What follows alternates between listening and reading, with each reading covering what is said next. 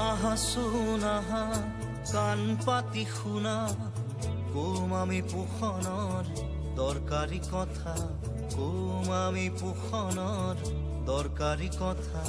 আহা শুন আহা স্বাস্থ্যৰ লোৱা যদি সঁচাই যতন অৱহেলা নকৰিবা কাহানিও